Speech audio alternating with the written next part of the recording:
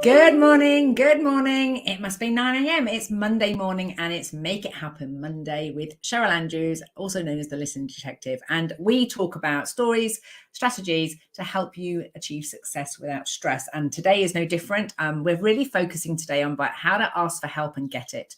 And the reason why I want to talk about this today is because after years and years, like 30 years now, I've been in roles where my job has been to find out what the other person needs in order to be motivated to take action towards the thing that they want. Whether it was when I was a sales manager at the Halifax, whether it's when I was with Slimming World, helping people to change their behavior and relationship with food, or if it's now and actually helping people change their relationship with feedback, it all comes down to getting clarity of what you want, the confidence to make it happen, and understanding what support you need to go through the process of change itself. And one of the things that has become really, really apparent is quite often the reason people don't do what they say they're going to do is because they don't have clarity of what they want. They haven't actually made the decision. But over the years of working with people, what I started to understand and really listen to and hear repeatedly coming up, if the thing that they wanted meant that they just had to take action, it was very an independent transaction, if you like. It just meant they had to do something differently. They were more likely to do it. The things that would hold them back from making it happen would be if they needed help or if it was going to take longer than they were motivated to keep going. So, for example, if what you want is to grow a business and what you'd really like is for the next 6 months for it to be super successful, they would maybe be okay for 6 months, but if it took longer than 6 months, they would get frustrated. And that often meant that either they needed to have help in order to speed up the process. So that if it wasn't just down to them, if there was more people taking action, that would speed the process up. And other times it simply was needing help in order to be patient and trust the process and accepting this is how it goes. So whether it is, if you think about the weight loss journey, if I think back to my sales days, I remember my sales trainer saying, Cheryl, you have to accept that for every yes you get, there's going to be 9 no's. So part of the process is you're going to go out there and you're not going to get feedback or recognition, if you like, that what you're doing is working. And when you start to understand the process is you're going to get 9 no's for every 1 yes, then every no becomes something that you're celebrating and that you are enjoying. Weight loss. Often, people want to lose weight, and I've done it again. I've left my emails open. I do apologize for that bleep, and I'll shut that while we're talking. The weight loss will be, people will have generally put the weight on very gradually, maybe 7-10 pounds a year, gradually going on, or maybe put on a bit of weight over Christmas and never quite lost it over the summer. And then they'll suddenly go to a slimming club or somewhere where they want to lose weight and they want to lose it all in 3 months. So their expectation of how quickly it's going to happen will change. Equally, when I work with people now who want to overcome sensitivity to criticism, want to be less critical of themselves, they'll expect themselves to be able to instantly start thinking and feeling differently. But it takes time because the sensitivity, when we're born, they say that we're only born with 2 forms of fear, a fear of loud noises and a fear of falling, and everything else is learnt. So if we reach a point in our adulthood where we're feeling really sensitive to everything, there is a good chance that over 20, 30, 40 years, we have built up that sensitivity, and that to undo it, to take each trigger that make, the thing that causes a reaction or an emotional response, to take them one by one is going to take time. So it's a peeling of the layers. But in a world where everything's about instant and fast, and everything that's out there being sold to us is all about getting instant gratification, instant results, it often sets people up to feel like things should be faster, which brings us back to this asking for help. There are, over the years of listening to people, once they got clarity of what they wanted, if the action that was required to be taken was just down to them, they would go and do it. But quite often, it was the reason they didn't take action was either because they were already preempting the feedback they were going to get, For example, if I'm sure you've done this before, it's not going to be worth it. If I don't eat this and don't eat that, I'm not going to get the weight loss. It's not worth it, because a past experience, some feedback they got the last time, it wasn't worth it. Or they already know that they don't want to do it, i.e., let's say, in order to have a really lovely home, you need to do the housework, or you want your garden to look lovely, you need to do the weeding. What you want is a lovely home and your lovely garden, but you don't want to clean the toilets or do the weeding. If you already know you don't want to do the thing that has to happen in order to get the thing that you want, then you're going to have to ask for help. And sometimes that help is you're going to ask someone for the help and they're going to physically do the task for you. Or it might be someone that's going to ask for help so that you can get motivated and find some joy in the task that you have to do, even though you don't want to do it. And that's often where people get stuck, is because unconsciously their system has already included some of that thinking in their decision-making model, and they're not consciously aware of it. So over the years of helping people to get clarity of what they want and the confidence to make it happen, one of the things that I encourage people to do, and I want to invite you to do today, is to actually look at how you make decisions. If you, I just see someone's joined me, good morning. If you look at how you make decisions, what I discovered is the people who were taking action, the thing that they had to take action for was very much dependent on them. And it usually didn't impact other people too much. Or if it did impact other people, they were okay with the other person being a bit miffed or a bit cheesed off or not being happy for a moment or two.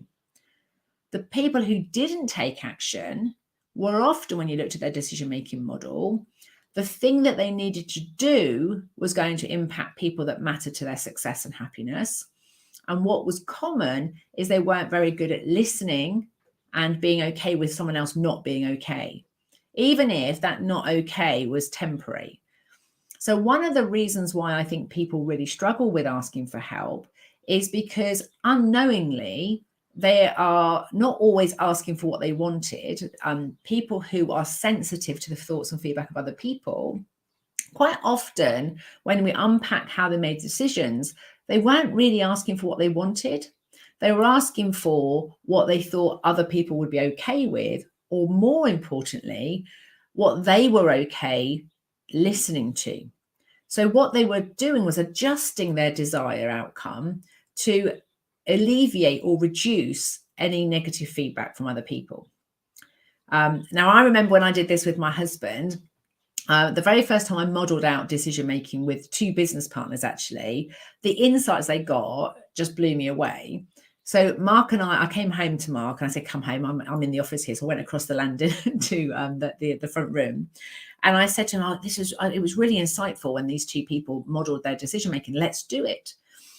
And I remember when Mark said, when he wants something, he has a very sort of set of scales, and it basically is three questions. How much do I want it? And that will depend whether it's on the green for go or a red. So if it's a real sort of heavy weight on the green, it's like, I really want it. And then the next question is, can I afford it? Do I have the money in the bank already? And then that will determine whether it goes on the red or the green side of the scales.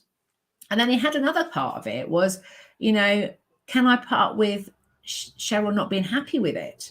Because if he's already predetermined that I'm probably going to be a bit miffed that he's spending X amount of thousands on another bike, which I appreciate that he really loves it, but maybe because it's not my thing, I'm like, really? Do you need another bike? He kind of knows already that I might not be going, yay, go have one. Let's get another one. That seems like a really good idea. So he has in his process this thing where he's like preempting, is he going to be okay with me not being okay? Now, as a wife, I'm sure that anybody who listens to that, you probably think, oh, that's all right. There was a moment where I was like, what a cheek. He's making decisions and he knows I'm not going to be okay. But what that taught me was that I was making decisions with the intention of trying to make sure that everybody was okay. That I was trying to make decisions that everybody would be happy with. And that what the driving force was, I was changing my decisions, often based on the fact that somebody might not be happy with it. And it never occurred to me that actually what I could do, what I needed help with, was to become more resilient, to understanding that if I was going to say something and I wanted something, or I was going to do something that was not what other people would like or prefer, then there will be a moment of time when they have to adjust and they may not agree with it. And their system might have a reaction or response to it. But after that, particularly when it comes to my husband, he loves me. And if I've got the money and I really want it, even if he doesn't really agree with it, it will be okay.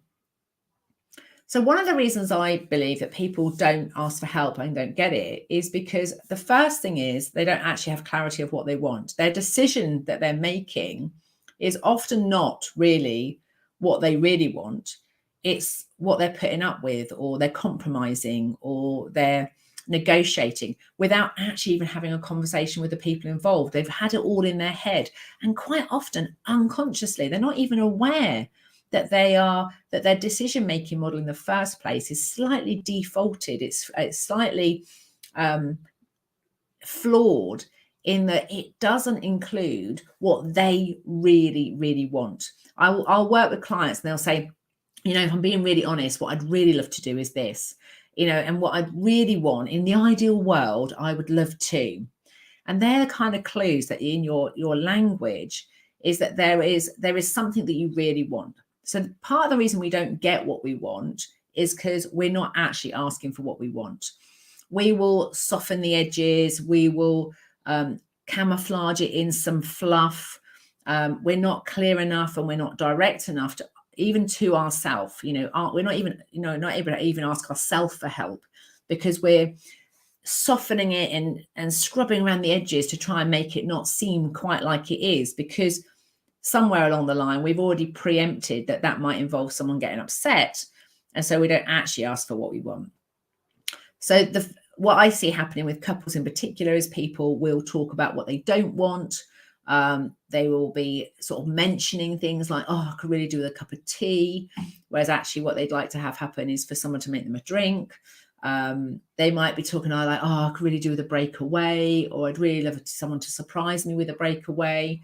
They're mentioning things and they're hoping people around them are going to hear it and they're going to act on it, rather than saying, I'd really like it. It would really make my day if you could organise a surprise weekend away for us. If you could just take responsibility. I know that many of my clients tend to be the planners and the organisers in their relationship. And every now and again, they just want a break from having to do the planning and the thinking. They get decision fatigue and they just want someone to pick up the mantle. And here's the challenge. Okay. So they say, or in this example, I would like you to organise a surprise weekend away for me. Okay. And they let it go. Now, the person who's receiving that instruction will also be going through this process of what's happened in the past and what feedback they've got. And if you're the sort of person that when someone doesn't do it the way that you'd like it to do, you're very critical, or you go, what's the point? I may as well do it myself. It's quicker to do it myself. It's cheaper to do it myself. Or you have that kind of mantra about you, then it's also being aware that the people that you're asking to help, they've also got that in their system from past experiences. And so they're also going to be start trying to change what they're doing because they're thinking that they're going to upset you. So the first thing you have to do is get clarity of what you want. Talk about what you want rather than what you don't want. And even take the time to go, okay, so when you want, let's take this example I've come up with, a surprise weekend away. What kind of weekend is it? Without being pedantic, are you talking about going sort of really on a late Thursday night? So you've got all day Friday, Saturday, Sunday, and a Monday. Is that a long weekend? Or are you talking about leaving Saturday morning, coming back Sunday night? Is it just one night away? It sounds stupid, but often we just don't know what we mean by what we say. And the reason we don't get the help is because we don't have clarity of what we mean by what we say. So in this particular example, I'd like someone to book a surprise weekend away for me. What kind of weekend is that weekend, and whereabouts is that weekend? So, is it, do you know which kind of month it is? Because you probably have unconsciously got an idea that you want to go away in July or August or September, October, November or January, February, March, whatever. And it's not just a weekend anytime, but unknown to you, you have a specific request. And you may not, it may not really matter, but be really clear. Does it or does it matter? Because what will happen is the other person will take action and they'll go and do a weekend based on their model of what a weekend is. They probably choose the weekend that's most appropriate and suitable for them. And if that you haven't already clarified whether it matters or not to you, you won't have communicated which weekend or what kind of weekend or how long that weekend really is. And then if you want someone to book a surprise weekend away for you, what kind of surprise? Now, the amount of times it is people say, well, the surprise will be that they are going to have a conversation with me and they're going to go, you can go to Paris, you can go to Bognor Regis, you could go to Edinburgh, you could go to wherever. I'm just making up stuff. But other people, the surprise is, I would have no idea. I'd be on a blindfold in the car. I'd go somewhere. I wouldn't even know if I was going to go on a plane. They don't want to know anything about it until they actually arrive. With other people, the surprise isn't really about the location being unknown. They'd like to know where they're going so they can plan their clothes. They can plan what they're going to wear. They can get excited about it. And the surprise isn't right up to the last minute, like the day they go. The surprise was that they booked it. So someone says, actually, do you know what? I've booked for 6 months' time to take you away to Istanbul for the weekend. And we're going to be doing this, this, and this. The booking of it was the surprise, but not knowing where we're going to go or when we're going to go. That doesn't work for that person as a surprise. So what sounds like a really simple instruction, I'd like you to book a surprise weekend away for us, now becomes actually you do have some criteria and it isn't clear to you usually before you ask for the help. And when you want it booked, what kind of booked? And so sometimes it is like it's all booked and paid for. I want you to pay for it. I want you to treat me. I want to feel, when you buy it, I feel spoiled. I feel loved, maybe. And maybe the booked is not actually booking it. It's just that you're going to go through the process of giving people the ideas, and other people want to be involved in that decision-making process and other people don't. So the number one reason we don't get the help that we ask for is because what we're actually saying, we don't know what we mean by what we say. And the first time we know that we're not getting what we want is often when the other person has taken action and we get some kind of feedback in our system and we're like, oh, that's not what I want, or that's not right. And then generally what happens is we complain and we criticize what's happening. We get frustrated. Even if we don't do it out externally to the person, we might inside going, oh, that isn't what I wanted. It's no point asking for help. Nobody ever understands me. We get frustrated internally if we don't do it externally. Other people probably pick up on even if it's just our mannerisms or our enthusiasm or lack of it, or we are directly criticizing them and moaning about the fact they haven't done it. So then they get less motivated to do it because what they're doing isn't being valued or appreciated. So the number one reason you don't get the help is because you don't have clarity of what you mean by what you say. The second part of the process is often having confidence in yourself and the other person and the process. So if you are normally the one that organizes all your holidays, for example, and you now want somebody else to take the reins, be aware that it will be a process. It'll be a process for them to learn how to work out what you want and how you want it. It'll be a process of you letting go of the control if you're used to being the planner and the organizer. And so it's recognizing that you have some responsibility to think about, how do you need to be in order for that person to help you? And in order for you to let go and allow someone to help you, how do you need to be? That's the first thing. And nearly always it'll come down to patience, encouragement, kindness, and trusting. Now, if you don't know how you normally book a surprise weekend, you don't know your own model or your own process, and all that it happens is they start doing something and it doesn't feel right because it doesn't feel like it's in the right order, the chances are you're going to start to feel unsettled, lack confidence in them or the process, and start being critical again. Whereas if you were to map out for yourself how you book a surprise weekend away, what's the first thing you do? The second thing, I guarantee that when you map a process out, there will be a whole load of stuff that's visible that people can hear and see. but there's also a whole load of the invisible stuff that goes on the inside.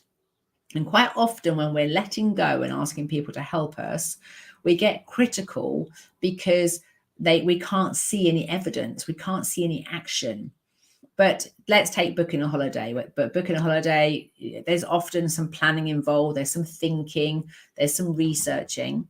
And quite often there's parts of that process or task that are actually, it's all going on the inside and we won't see any evidence on the outside. And so understanding that you have a process, knowing what the other person's process is, so asking them and finding out, what's the first thing they're going to do, what's the second thing, or do they need any support from you? Because they might actually be really resourced and say, yeah, I absolutely can book a surprise weekend away and absolutely no problem, just leave it with me.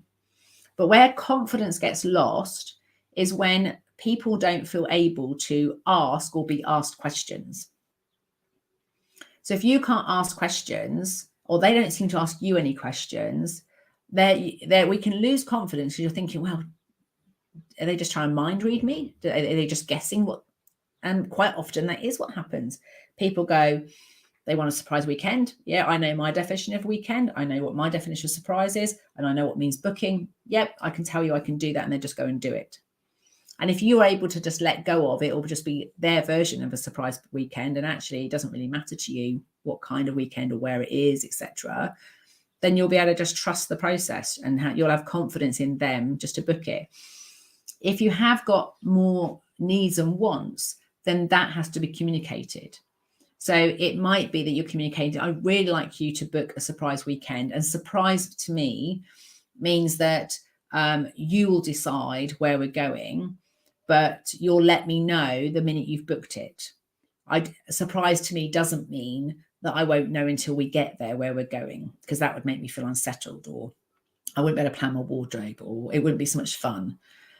Or alternatively, a surprise for me is I absolutely won't know anything. Don't tell me anything. Keep it a complete secret. I just want to rock up and it be like really exciting because I don't know anything about it and it's the first thing to do. If you don't have your own clarity, you can't communicate it to other people. But ultimately, the confidence comes when you can both ask questions about what's happening, what's working, what progress are you making? Is there anything else you need from me in order to be able to do that task? And quite often there is not. The conditions haven't been set up. People, if you ask questions, they were like, oh, you don't trust me. You don't believe me. So just thinking about how do you need to be and how do they need to be in order for you to transition between you're doing it and they're doing it. And if you haven't had those conversations before this particular task, so if you had a separate conversation, said, if I was asking you for help, what do you need to hear and see to be able to do stuff for me with confidence? And they can ask you, and what do you need to hear and see for you to let me help you? If you don't have those conversations before you're in that process of asking help, you don't set yourself up for success. What tends to happen is the first time we need to have a conversation is because something's not working. And we don't always know intuitive. We just got this sense or a frustration. And so somebody goes out of their way to try and help you and do something for you. But the first conversation you're going to have with them is to criticize them, to say something's not working. Whereas had you had a conversation previously that was nothing to do with a particular specific thing, but it was just saying generally, when I'm asking for help, it's like this for me. And quite often when I talk to people about asking for help, it feels really scary. It feels very vulnerable. They feel like they're a burden. They feel exposed. So if you're able to have conversations with people that, asking for help leaves you feeling like this, and you could communicate not only what kind of help you want and what's the outcome you want, but you could also communicate what kind of resource and support you need in order to stay confident with them to do the thing. And if you can explain to them it's got nothing to do with their ability, it's to do with the fact that you are going through a change process, that in order to let go and stop feeling like you have to do everything, you're going to need support from them. So this is about, they're giving you feedback, not because they're not capable of doing it, but to reassure your system because you're going through the change and transition. So thinking about what would you need to hear and see for you to have confidence in somebody doing the job for you. And sometimes we're very fortunate. We meet people and they just happen to be that they're naturally hardwired the way they are. They communicate with clarity. They tell us every moment they're doing things. They celebrate with us because they're really excited about what they're doing. They just happen to be communicating. Their natural way of communicating is exactly what we need when we need it. But that doesn't happen all the time and not with everybody we know. And so sometimes other people being their natural gorgeous self is frustrating for us because we don't get the feedback or the response or the interaction. Equally, you might want someone who doesn't keep asking you questions, who doesn't keep telling you every moment of what it is. You just want them to come to you at the end when the job is finished. You don't want a blow by blow account of what they're doing and how they're doing it. And unless you understand how you need to be and how you need them to be when doing the help, there's a really good chance that one of you will lose confidence, either because you'll feel challenged that people don't trust you to do the job, or you will feel like people haven't asked you enough questions so that you can have confidence with them. So thinking about how do you need to be in order to have confidence with somebody else to help you. And the last bit is any help process, any handing over or asking for help often requires, above and beyond the task that's happening, is if you haven't worked together before, you're going to go through a process of learning about each other. And there's going to be some change involved. And when change is involved, it is likely to evoke emotion. So for some people, they'll get frustrated because it's not going fast enough. Other people will get overwhelmed because it's going too fast. Some people will get, feel sad because actually they've got you to do it, but they just realize they really like cleaning the house, or they really like the pleasure of weeding the garden, or they really love booking holidays. And they've had to ask you for help because they're just so busy and they haven't got enough time. And so they might go through some grief and a bit of sadness and a bit of frustration because they've realized they've handed it over to somebody else to do. And now they're missing out on the fun of doing it. That they've asked for help, not because they're not capable of doing it, but because they really just run out of time and cognitive capacity maybe to process and make it happen. So when we change our behavior, when we get somebody to help us, there's a really good chance that each party is going to get, have some kind of emotional response. And in my experience, most people, if they hear or see somebody getting stressed or getting upset or getting angsty, so let's say you've asked someone to book a holiday and they're like, I can't find something that's suitable, and you hear them complaining or articulating their frustration, quite often what happens is you change your mind. You go, well, oh, don't bother doing it then. If it's too much stress for you, then don't worry about it. Whereas actually that's just them going through their process of going, oh, I can't find anything. And they're just venting. They don't need you to take the problem away from them. They are just trying to articulate how they are. Or equally, if they do it and it works really, they do it and they've worked really hard at it, but it's still not good enough. It's not right. It's not what you really wanted. And you give them that feedback, they might have an emotional response to it. And what I see time and time again is what's at the nub, what's at the heart of it, is if you don't know how to listen to yourself and get absolute clarity of what you want, and you don't have the ability to listen to yourself and have confidence in the process, how you would do it, or have confidence in the process for them, then there's likelihood the first lot of feedback you're going to get is an emotional response when it's not working. And so making sure that you've got the tools and resources in place before you go through that process. So when I start a contract with any of my outsourced suppliers in my business, we do a clean setup, and I ask them for this working relationship to be just the way you'd like it to be like what? I ask them how do they need to be? What kind of resource and support do they need from me in order for them to be like that and to get that kind of a relationship? I then communicate what I would like it to be like, how I think I need to be, and what resource and support I need from them. We then talk about what would you need if things are not working, and you've got to be able to tell me things are not going the way you want. What needs to happen for you to be able to speak freely to me? And nearly always is people will say things like, well, I need you not to be emotionally responding or not to get angry. I need you to be patient. I need you to be able to listen. I need you to be asked questions. And quite often we're human and we will have an emotional response. So with me, I say to anybody that's working with me, I'm quite an emotional person. I am sensitive. So if I have a response to it, what I need from you is to give me some space and time to process the emotion. And then I can come back and tell you what I'd like to have happen. Or I need you to be able to ask me some questions like, what's happening for you now? Or what would you like to have happen?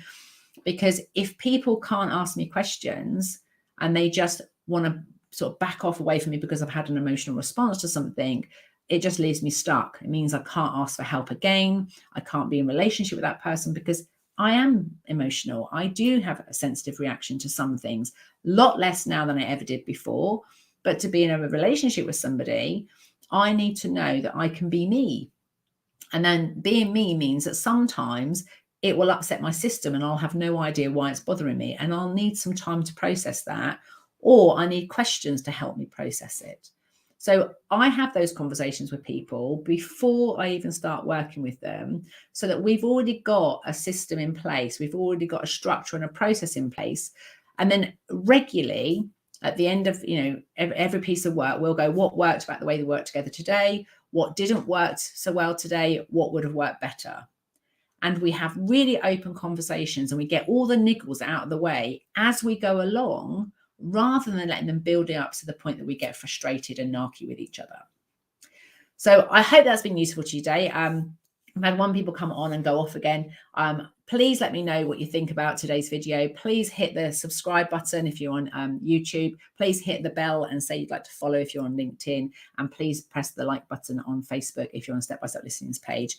I look forward to your support going forward. This is the last of a series that I've been doing about pushing yourself and being pushed. I hope you found it useful. And I'm going to take a small break now and I will be back at the first week in September.